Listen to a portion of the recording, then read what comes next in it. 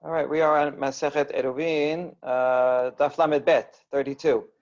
Two major topics tonight. The first one is about an agent. If I send someone to do something for me, can I trust that they will actually do it or not?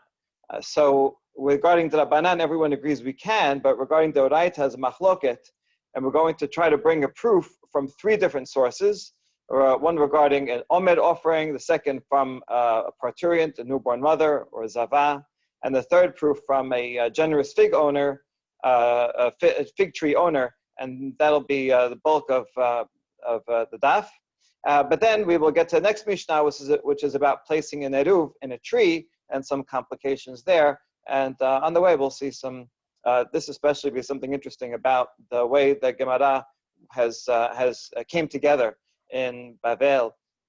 Okay, so we start with discussion. Yesterday we had a case where someone wants to make an eruv techumin. He wants to be able to walk further than the city limits on Shabbat, more than 2,000 amot outside. So if he doesn't want to go himself to place the meal outside the city, he can send it with someone.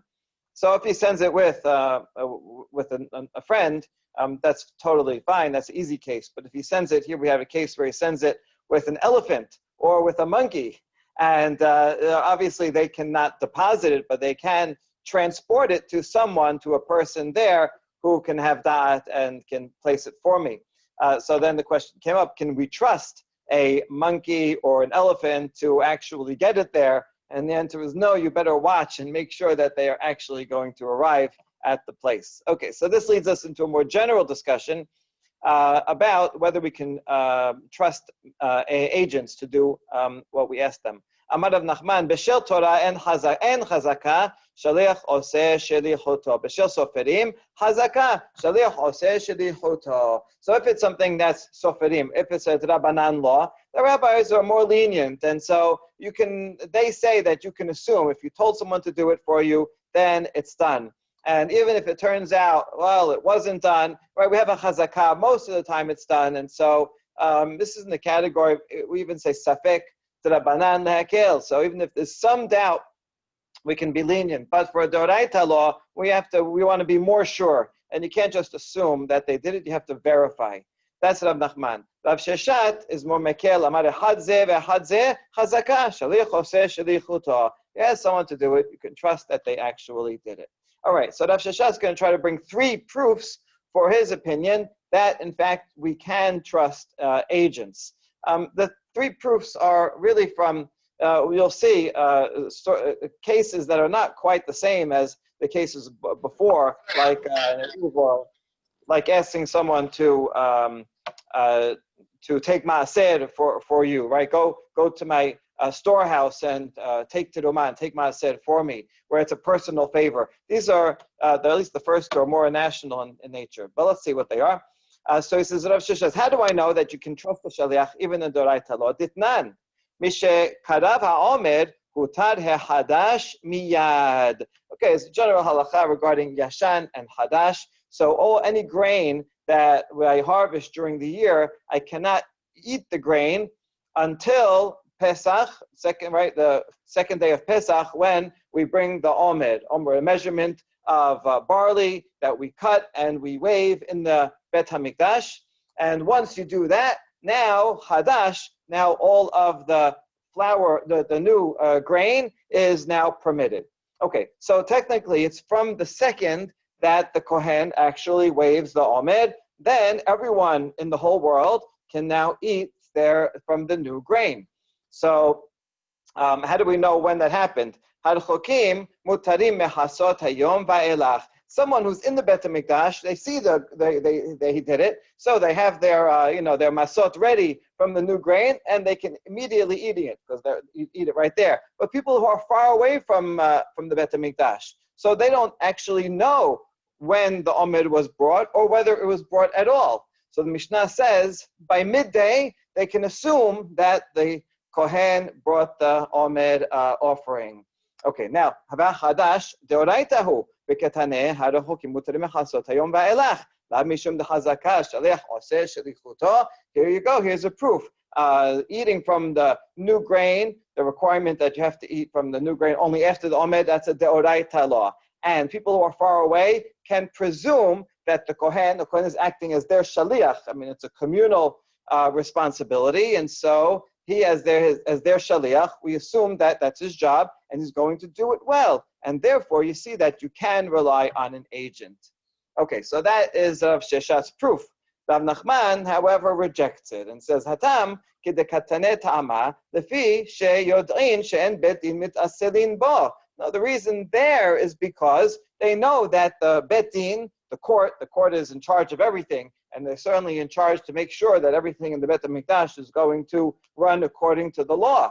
And so they will make sure that the Kohen does it properly and does it as soon as possible.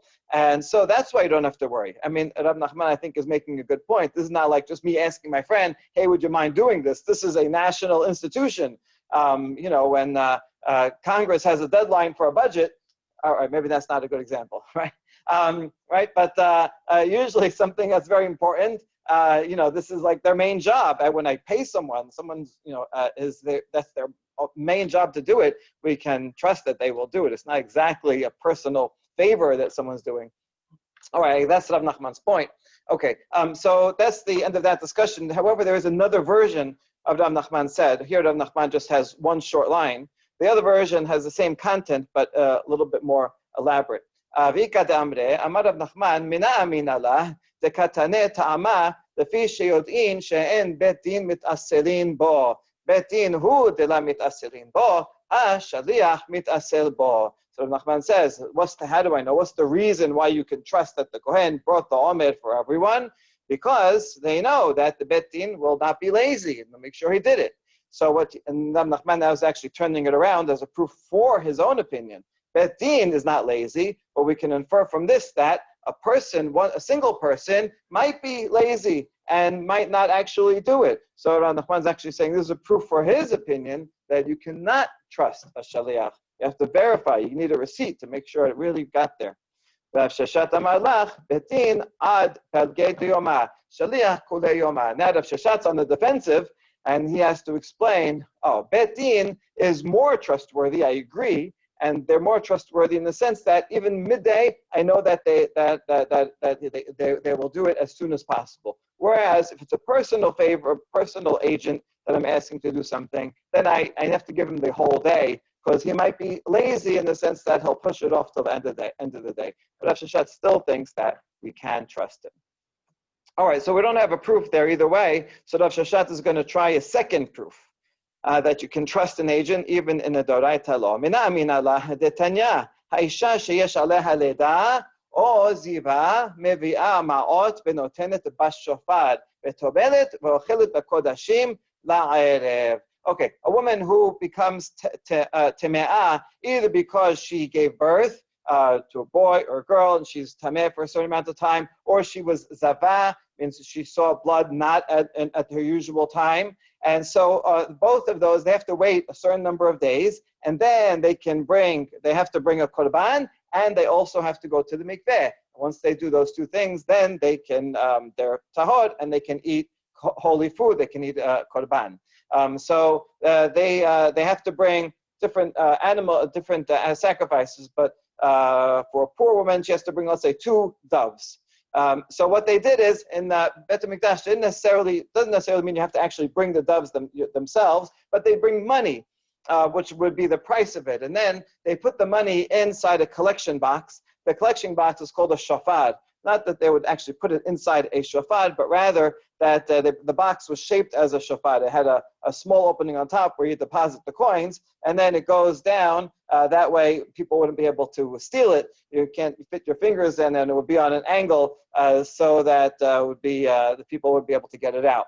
So it was a shofar-shaped a collection box. And so the woman would come, they'd put their money, there were different collection boxes for different things, so she put it in the right one, the one marked for what she needs, and then she would go home, and she could go to the mikveh, and she could eat that night in Kodashim. And she can assume that the Kohanim did their job and actually brought the korban that they were supposed to bring. And so you see that the Kohanim are acting as a shaliach, as a messenger for the woman, and she can assume that they did their job. So there you go, Rav Sheshet. See, this is a Doraita law, and she doesn't have to sit there and watch and make sure that they actually did it. She can assume that they did it. All right, that's the proof. Let's see. Rav Nachman said, Rav Nachman hatam kede Rav Shemaya, dama Rav Shemaya chazaka en bedin shel kohanim omedim misham ad sheichlu kol ma'ot shebashofar. Similar response. Rav Nachman says, based on Rav Shemaya, that we know that bedin of kohanim, the bedin, either that they are made up of kohanim, is actually quite interesting because in the Torah it does suggest you could go to the kohanim halviyim. That there were kohanim on the bet din, and the Dead Sea Scrolls also actually requires that some of the judges on the bet din hagadol on the Sanhedrin be kohanim. So this is also a reference to bet din of kohanim. Although here it could also mean the bet din that's in charge of the kohanim. Okay, either way, the bet din, right? Those in charge of making sure that everything in the Bet HaMikdash works properly, they're going to make sure that the kohanim stay there and finish all their work. And so any money that's deposited there, they have to go and get the doves and sacrifice them, and they're not going to go home until everything is done. So therefore, you have overseers making sure that the kohanim are doing it. And so that doesn't prove anything about a regular agent. If I just ask my friend, this is a major institution that is a reliable one. So maybe this is exceptional. Okay, so much for the second proof, but it's not a disproof either. But Rav Sheshet is going to try the third, and this is going to be the longest one. Rav Sheshet, mina minala, detanya, homer lechavero, se velaket lecha te'enim mite'enati, ocher mehen arai, umaseran vadai. So I have someone who owns a fig tree, and he's a very generous guy, and the owner tells a friend, he says, go and take as many figs as you want from the tree. Now, the friend who picked them, he is allowed to eat from them in a temporary way without taking Terumah and Maaser. That's a general halacha, that you can eat from food that, without taking Terumah and Maaser if it's just a snack. However, if he's making a meal out of it, then Maaseran Badai. Then for sure he has to take Maaser from it as something that is completely tebel, that was not taken. Okay, so that's first part. Now, second part of the law. If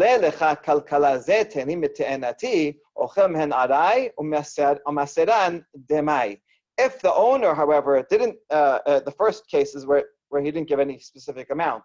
The second case, the owner says, go fill up this basket with dates and figs, and eat them, and you can have them. So now he's giving him an actual measurement. So in that case, if he eats them as a snack in a temporary way, he doesn't have to take maaser. However, if he makes a meal out of them, then the friend has to take maaser as demai. Why? What's the difference between these two cases? Well, so here's a general law. An owner generally would pick all the figs off the tree, and then when he sees how much they are, he could take terumah and maaser. If he's not around, he can also do it remotely. And by remotely means he's somewhere else, and he has some other figs somewhere else. So he could say, I'll take these figs as Terumah and Maaser as the 10th for those figs from that tree that he's not near. Now, that's not really the best way to do it. Really, you should take from that pile right where you're there, adjacent to it. But second best, if you can't get there, is you can take it from far away. So that's relevant here. In the second case here, where I told my friend, hey, take this basket full, I know how much fits in the basket. So therefore, I know how much he's eating. And so if I, as the owner of the fig tree, if I'm a very responsible person, I'm going to say, hey, I'm going to make sure I don't want my friend to violate the law and eat something that's tebel, so I can, from wherever I am, take terumah and maaser. And that way, it's possible that I was very thoughtful and I did that. And therefore, the dates in that basket, the figs in that basket have terumah and maaser taken from them. However, the friend, he doesn't know that I took it, so he can suspect that maybe I took maaser, but he doesn't know for sure. Therefore, the friend should take maaser in that case. That's the second case. In the first case, however, where I say take as many as you want, I have no idea how many he took. So there's no possibility that I took ma'aseh from what he took. Maybe he took one fig, maybe he took 100 figs. And so since I don't know how many, there's no possibility that I took ma'aseh on his behalf. In this case, the owner is the messenger, and the friend who I'm giving it to is the one sending me, right? As if sending me, but even though he didn't ask me to do it. So that's why the analogy is not quite perfect, but that's the analogy that Rav Sheshet's making. Okay, so once again, the person collecting the figs, the friend collecting the figs, he wants to eat them with ma'aseh taken, and I am acting almost as if an implicit messenger. And in the first case where I don't tell him how many, then you can assume for sure I did not take ma'aseh because I have no idea how many. In the second case where I tell him take the basket full, then if I'm responsible, I would have taken ma'aseh for him. And therefore, he still should take ma'aseh if he's a responsible guy too. But it's not for sure. It's only demai. All right. Okay. Hold on to all that. Right. Now we're going to analyze this. Bameh devarim amurim be'am haaretz ava bechaver ochel ve'eno sarich la'aseh divrei Rabbi. Now analyzing this case further, Rabbi, that's what Yehuda Nasi says, this law only applies if the owner, right, let's say I'm the owner, is an am ha'aretz. Am ha'aretz means someone who's a simple farmer who keeps the laws minimally, but is not very, very careful to keep the laws, unlike a haver. So if it's a case of am ha'aretz, then the friend who's picking it, when let's say take a basket full, then the friend who's eating them should assume that maybe I didn't do it, and he should take ma'aseh himself. But if I am as the owner, I'm a haver, and I'm very meticulous, and I always take ma'aseh on everything, whether I eat it or I give it to anybody else, because I don't want anyone else to violate either, then my friend can eat, and he does not have to take ma'aseh, right? In that case, when I tell him take a basketful, that's the words of Rabbi. Okay, so we can pause here. We already see Rav Sheshet's proof. Right? So, because in this case, my friend can assume that I took ma'aseh for him. Right? So there you go. Even though he didn't verify, even though I didn't check, I didn't tell him that, this comes with ma'aseh or anything like that. Okay, but see, it's a little more complicated. Rabban Shimon ben Gamliel Omer, Rashbag is Rabbi Yehuda Nasi's father. And he says, he disagrees, is ba'am ha'aretz. Ava bechaver eno ochel ad sheye'aser. He also thinks that this case is talking about where the owner is an am ha'aretz, and so therefore we're not sure how. Right there, that's why the friend who takes the fruit is not sure if the owner took ma'aseh or not, and he should do it as demai. However, if I, the owner, am a chaver and I'm very meticulous, then really meticulous people will not take ma'aseh remotely. Right? They always want to take ma'aseh from the actual pile of figs that are right there in front of him. And so therefore, Rashbag has the opposite conclusion that when I tell my friend, take a basket full, I'm not there, so I'm for sure not going to take ma'aseh remotely because chaverim don't do that. And therefore, my friend should assume that I did not take ma'aseh, and he will therefore 100% needs to take ma'aseh, not as demai, not as maybe, but as vadai, as something for sure. And so that's why the case of over here that said demai in the case of baskets has only regarding an am ha'aretz. Okay, so that's the case, and that's the analysis. Wait, there's one more part of the conversation. Amar Rabbi nir'in devarai midibrei abba. Rabbi Yehuda Nasi says, I think my opinion makes more sense than my father's opinion.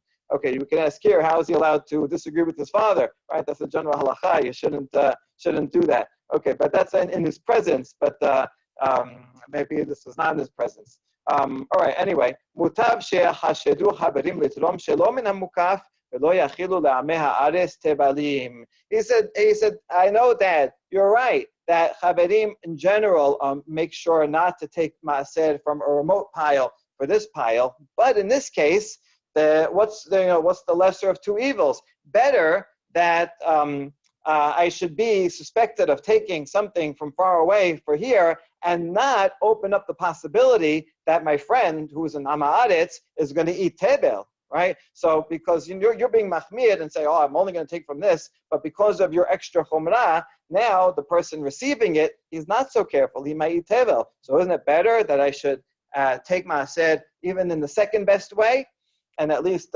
ensure that I won't make my friend stumble? So that's the B's thinking.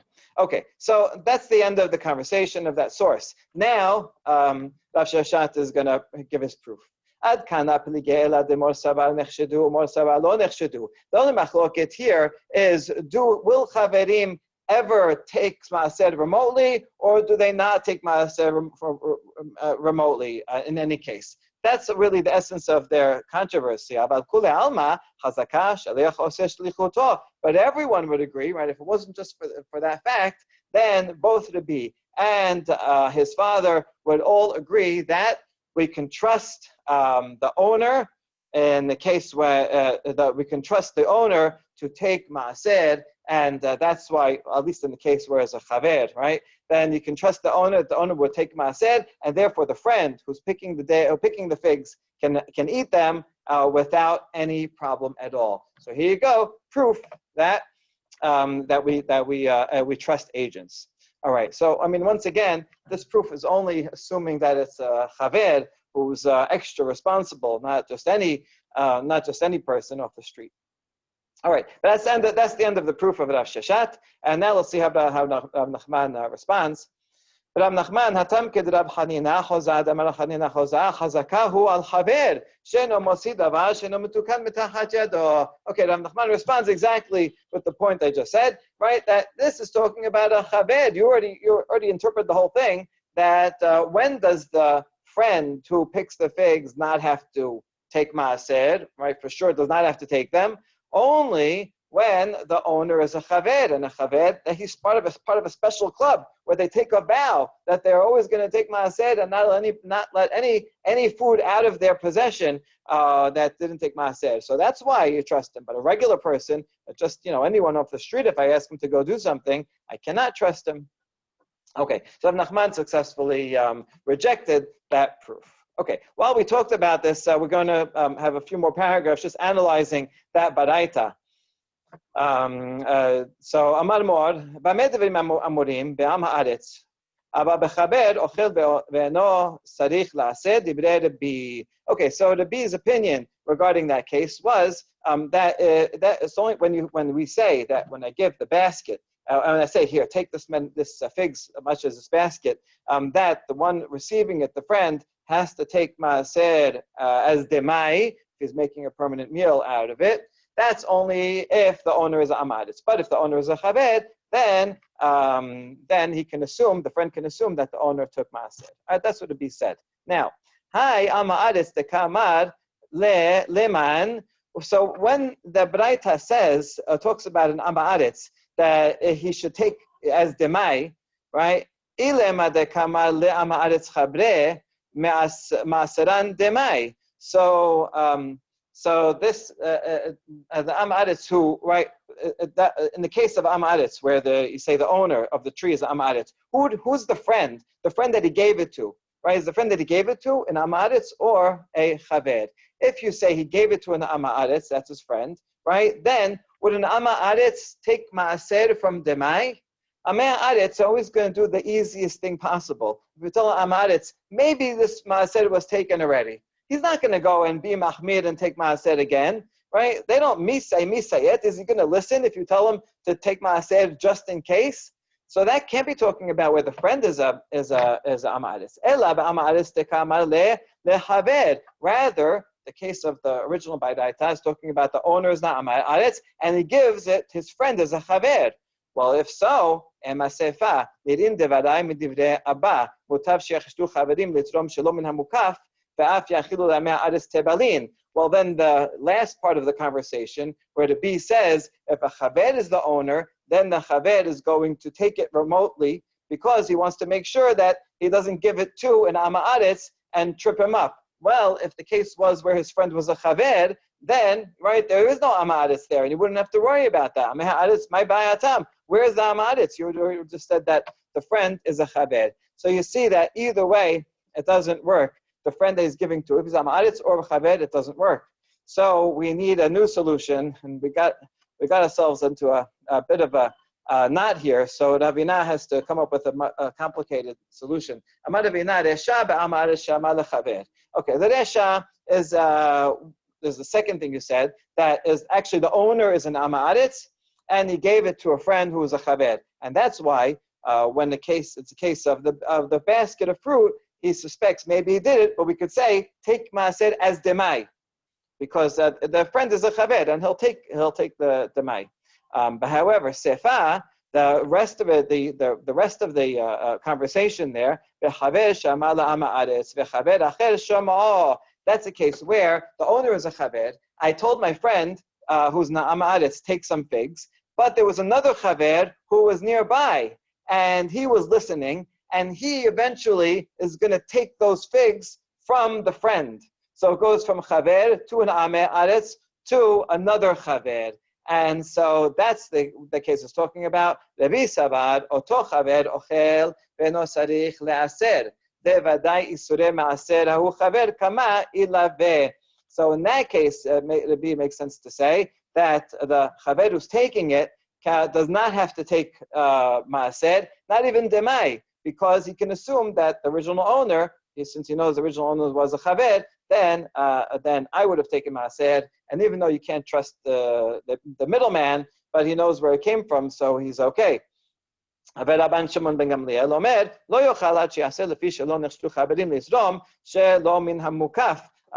in that case, it makes sense to say that I, as the original owner, would not want to take remotely, and so therefore the person who takes it can assume that I did not take ma'ased, and the chaved who gets it eventually, right, is going to know that and not take it. But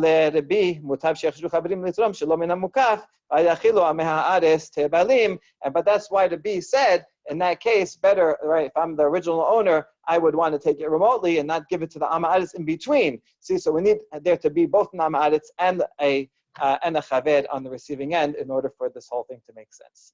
Okay, last point about this. So now we're going to generalize their machloket between the B and the Ashbag, and this is actually a very important generalization that affects a lot of different halachot about, the lesser of two evils. So the B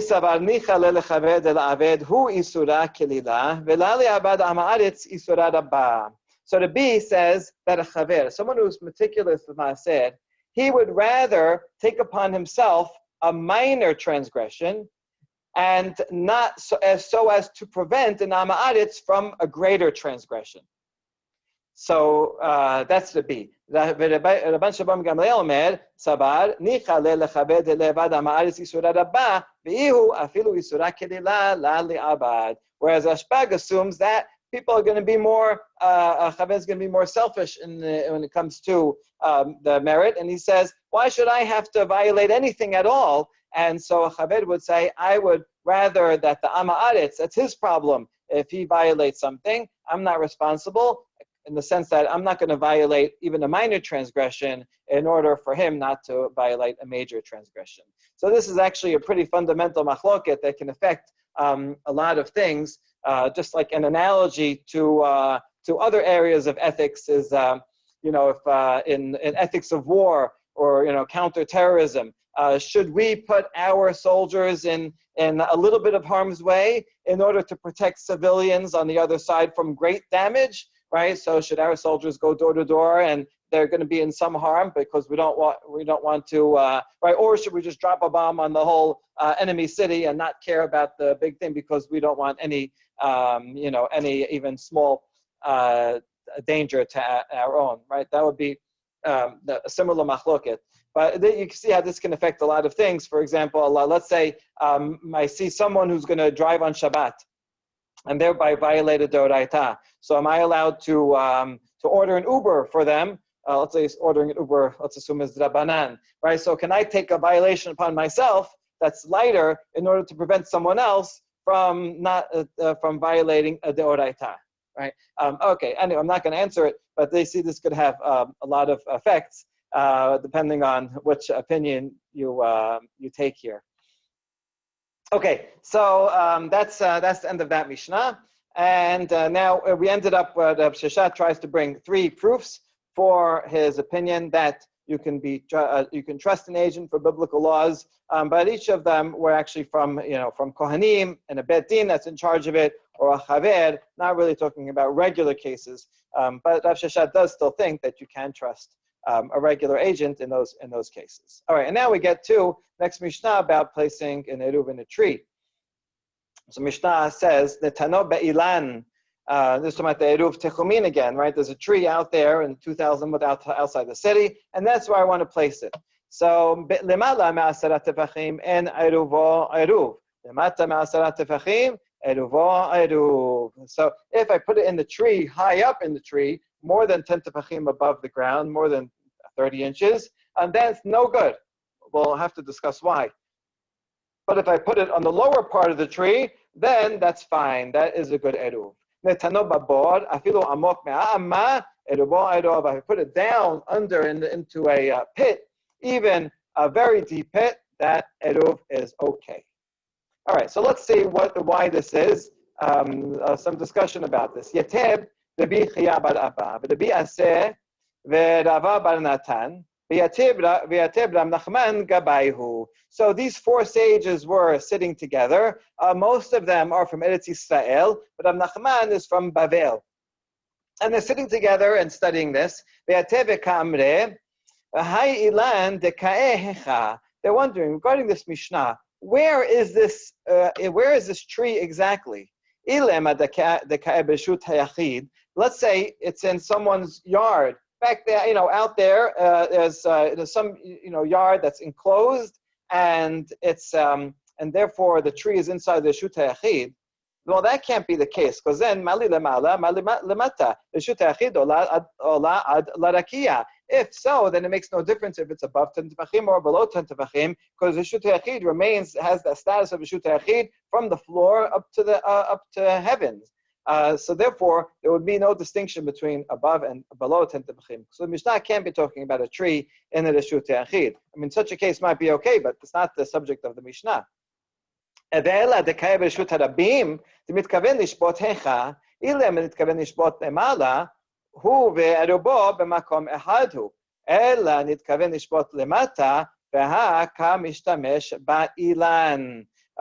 if it's in that now, the tree is in the Reshut HaRabim. So where exactly does he intend for his home base to be? If he intends that his home base will be above, right, the higher part of the tree, well then, if he puts his eruv on the higher part of the tree, that should be okay, because he and the eruv will be in one place. So in the Reshut HaRabim, as we saw in Masechet Shabbat, has a definition that it goes from the floor up to 10 tefachim. Right, that's it. Above 10 tefachim is not Reshut HaRabim anymore. Right, I mean, the difference is it has a practical effect. If I throw something from a second-story building from Reshut HaYachid over Reshut HaRabim to another second-story building, that's okay, right? Because it never passed through below 10 tefachim of Reshut HaRabim. So in this case, if the tree is in Reshut HaRabim and I put it higher than 10 tefachim, and I intend that my home will be there also, right? So then that's all okay, because it's all in the same place. So so Mishnah can't be talking about that case either. Rather, it must be talking about a case where I meant for my place of resting to be below, on the floor near the tree, and the problem is if I put it below on the floor, near the floor, under 10 tefachim, that's fine. Then me and my meal are in the Reshut HaRabim. But if I intend to be below and I put it above, now that is the case of that the Mishnah is talking about. And in such a case, well, that would also be a problem. Right. Sorry, under, right? So if I intend to rest at the bottom part of the tree, and I put it on the bottom of the tree, then that would seem to be okay, but we run into a different problem, which is I'm making use of a tree. So there's a general halacha midrabanan that you can't use trees on Shabbat. You can't climb trees. You might come and pluck some, take something off, and you can't use trees at all. That's a drabanan law. Now, actually, that law would be a problem in all cases of all, even the case above, right? But without those cases, had other problems. So now we have a case that works with everything else, but it doesn't work for regarding using the trees. So that's the problem that we want to try to resolve. Okay, so we resolve it as follows. Leolam dekei b'shut harabim vitkaben lishbot lemata. Okay, really it's talking about the last case we saw, which is that the tree is in the shut harabim, not a shut hechid, and I intend to designate my place below, below 10 tefachim, and that's why I put the eruv. So that's all fine. But Rabbi Amar kol davar shum mishum shevut lo gazru ala ben hashemashot. And how am I going to get out of the problem of using the tree? I'm going to follow the opinion of Rabbi Yehuda Nasi. He says that during Ben Hashemashot, this is actually a very important practical halacha. During Ben Hashemashot, anything that's the Rabbanan, the rabbis did not make a gezerah. As long as you have an important need, the bar mitzvah.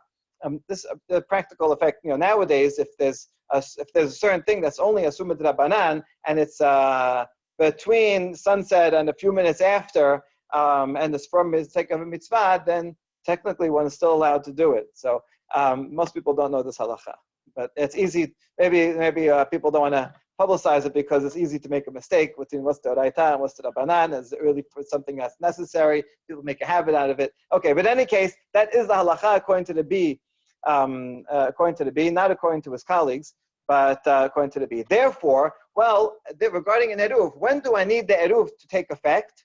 During Ben Hashemashot. So during Ben Hashemashot, I am allowed to use the tree because using a tree is only the Rabbanan. And this is for mitzvah. And the rabbis did not make a gezerah on any Rabbanan during Ben Hashemashot. And so therefore, during Ben Hashemashot, I can use the tree and I can access the eruv. And just because after on Shabbat itself I can't access it, that doesn't matter. It only has to take effect then, and whatever happens to the eruv after is not my problem. Okay, so there you go. He was able to resolve it in this brilliant way. Okay, so now, remember, there's 4 rabbis sitting around discussing this. And the Babylonian, Amadahu Rab Nachman, Yishar, says, right, Chazaku Baruch, what a great analysis that you came to that conclusion. V'chen amar Shemuel, right, his teacher, the great sage in Bavel, he said that Shemuel said got to that conclusion precisely. So the other sages, Amruleh, the sages from Eretz Yisrael, say, Patritu ba kulehai. He says, wow, you analyzed it so well. This is a little bit demeaning, right? That the Israelis are coming to the Babylonians and says, oh wow, you were able to analyze so deeply. They assume that only they have the know-how to do that. So the Gemara now interjects at that point. Wait, so what's the big deal? Why are they so surprised? Right? After all, they just got to that same conclusion. So if the sages at Israel can do it, so why are they so surprised the sages in Bavel couldn't do it? Right? Do they think they're so much better? This is what they meant to say. They weren't trying to be demeaning. They meant to say this: Kabitule bagemara. So, in other words, the Eretz Yisrael rabbis, they just thought of this chidush. They told it to Rav Nachman. Rav Nachman says, yeah, we know this already. Shemuel already figured that out. Now the Israelis are impressed, and their question is, did you establish it in the Gemara? Now, when the Talmud talks about, when the Gemara refers to Gemara, obviously they didn't have the whole Gemara as we have it. It wasn't completed yet. But rather, Gemara means the official transcript, right? It's like saying today, did you publish it? All right? Did you make it part of the official curriculum of the yeshiva that will be studied? Amar lehu'in, he says, yes, we did. Okay, this is just fascinating because it gives us a little insight into the development of the text of the Talmud, that the rabbis often had discussions, and not all of their discussions were recorded or remembered, but rather when something was a particularly important insight, then they would decide, okay, we're going to publish this, we're going to register it into the Gemara, and then it became an oral tradition that was remembered and passed down and studied again and again by the next generations of students. And so here, it's kind of like in Eretz Yisrael, they had one Gemara, one registry, and in Bavel another registry. And here is where the rabbis from Eretz Yisrael are saying to the Bavel, hey, did you register it in your Gemara? Right? That's a good thing to have. He says, yes, we already have it registered. Okay, good. And so now Rav Nachman continues and says, yes, we did register it, and in fact, look, here it is. Now we can pull out that tradition that they now memorize that from the curriculum bank. And he says, in the name of Shemuel, Amar Nachman Amar Shemuel, Hacha Beilan Hamed B'Shut Harabim Maskinan Gabo Asara V'Rachab Arba'a V'Nitkaven Lishpot Lemata V'Rebi De'Amar Kol Davar Mishum Shevut Lo Gazru Alav Ben Hashemashot. You see, it has all the elements that we just had, that this Mishnah is talking about a tree that is in fact in the Shut Harabim, and it is tall, as 10 tefachim tall and wide for 4 tefachim. In other words, if you put it on top, above that, it would become a Reshut HaYachid. But in this case, he intends to rest below, so and he puts it below, so that's okay. And this follows Rabbi because he says you're allowed to use a tree since we only care about what happens during Ben Hashemashot. This is really nice because here, in just a very short statement, you have a summary of the whole longer back and forth that we had above. And so we know we can see that the only thing that's remembered is that's registered is the short conclusion of what came before, and out of that we can reconstruct all of the debates that went into that. And we'll end here and talk more about more other kinds of interestingly shaped trees tomorrow. Baruch Adonai Olam. Amen. Amen. Thank you everybody for joining.